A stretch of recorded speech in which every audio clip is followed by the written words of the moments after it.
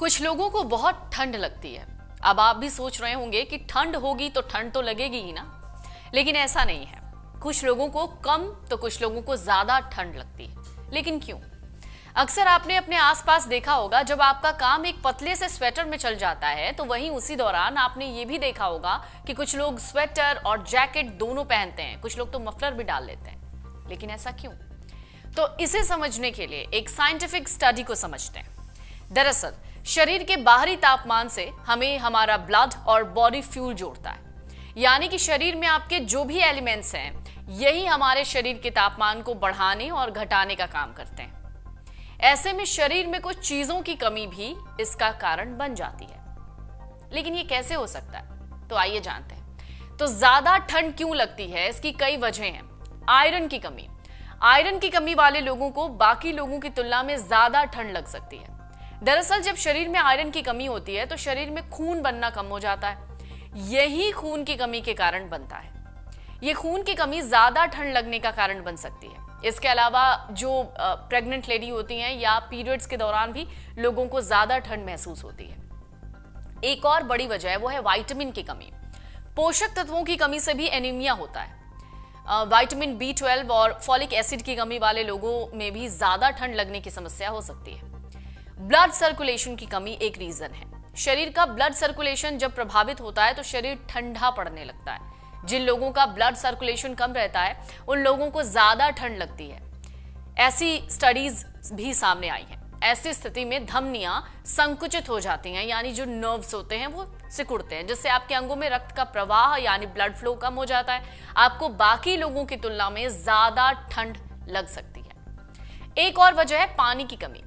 पानी की कमी के कारण भी आपको ज्यादा ठंड लग सकती है। दरअसल शरीर में पानी की कमी ब्लड सर्कुलेशन को प्रभावित करती है, खून की कमी का कारण बन सकती है और इस वजह से आपको ज्यादा ठंड लग सकती है। अब इसे ऐसे भी समझिए, ठंड सबसे पहले स्किन यानी त्वचा पर महसूस होती है। आपने देखा होगा जब आपको ठंड लगती है तो रोएं खड़े हो जाते हैं। जब तापमान गिरता है तब शरीर के पहले सुरक्षा घेरे यानी त्वचा को यह महसूस होता है कि हाँ, अब तापमान कम हुआ है। त्वचा के ठीक नीचे मौजूद थर्मोरिसेप्टर नर्व्स दिमाग को तरंगों के रूप में एक मैसेज भेजती है कि आपको ठंड लग रही है। यह साधारण सी फीलिंग अलग अलग इंसान के शरीर में अलग अलग लेवल और अलग अलग तीव्रता पर होती है। त्वचा को ठंड लगी तो पूरा शरीर कैसे संभलने लगता है? इसके पीछे की कहानी यह है कि त्वचा से निकलने वाली जो तरंगे हैं वो दिमाग के हाइपोथैलेमस में पहुंचती हैं। हाइपोथैलेमस ही शरीर के आंतरिक तापमान और पर्यावरण का संतुलन बनाता है। संतुलन बनाने की प्रक्रिया में रोएं खड़े हो जाते हैं क्योंकि उनके नीचे की जो मांसपेशियां हैं वो सिकुड़ने लगती हैं। शरीर पर मौजूद बाल की परत आपको सर्दी से बचाने में मदद करती है। हाइपोथैलेमस शरीर के नर्वस सिस्टम यानी कि तंत्रिका तंत्र को यह बताता है कि शरीर के तापमान में गिरावट महसूस हो रही है। हमारा मॉनिटरिंग एलिमेंट यही है। यह महत्वपूर्ण सूचना है क्योंकि हमारा शरीर तापमान के गिरने को बर्दाश्त नहीं कर सकता। अगर ज्यादा तापमान नीचे गिरा तो कई अंग काम करना बंद कर देंगे। मल्टी ऑर्गन फेल्यूर होने की वजह से इंसान की मौत हो सकती है। यानी ज्यादा ठंड, जिसे हाइपोथर्मिया कहते हैं, उससे लोगों की मौत हो जाती है। इसलिए भले ही आपकी त्वचा पर सर्दी महसूस हो रही हो, लेकिन दिमाग शरीर के अंदर के तापमान को गिरने से रोकता है। दिमाग पूरे शरीर को चेतावनी देता है कि तापमान गिर रहा है, आपको तापमान संतुलित करना है। इसलिए सारे अंग, मांसपेशियां अपने काम करने की गति को धीमा कर देती हैं। जब आप कांपना शुरू करते हैं या कांपते हैं तब आपकी खून की जो नसें हैं वो सिकुड़ने लगती हैं। खून और उसकी गर्मी के बहाव को शरीर के अंगों में रोकती हैं, उन्हें ठंडी त्वचा तक जाने से रोकती हैं। इससे आप सुरक्षित रहते हैं। ऐसी स्थिति में आपके शरीर के अंग गर्म रहते हैं, लेकिन त्वचा हो सकती है कि ठंड महसूस करे। लेकिन यह तरीका जो है वो शरीर के तापमान को संतुलित बनाए रखने के लिए होता है।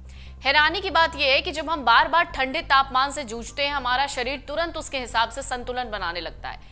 एकदम विपरीत परिस्थितियों की बात अलग है, जैसे कि शरीर या बाहर का तापमान एक दूसरे से के लिए अनुकूल होता है, हमें ठंड लगना बंद हो जाता है। ऐसे में आपके शरीर की ये गतिविधियां बंद हो जाती हैं, जिससे शरीर के अंदरूनी हिस्से का तापमान बैलेंस हो रहा था। एक ये दावा भी है कि जो ओल्ड एज होते हैं यानी जो बुजुर्ग होते हैं तब तक वो नहीं कांपते हैं जब तक तापमान बहुत ज्यादा नीचे ना आ जाए, जबकि जो यंगस्टर्स होते हैं यानी जो युवा होते हैं वो थोड़े से ही तापमान गिरने पर कांपना शुरू कर देते हैं। इसके पीछे का एक लॉजिक है। ऐसा इसलिए होता है क्योंकि युवाओं की तुलना में बुजुर्गों द्वारा सर्दी महसूस करने की जो क्षमता होती है वो उम्र के हिसाब के साथ ही कम होती जाती है।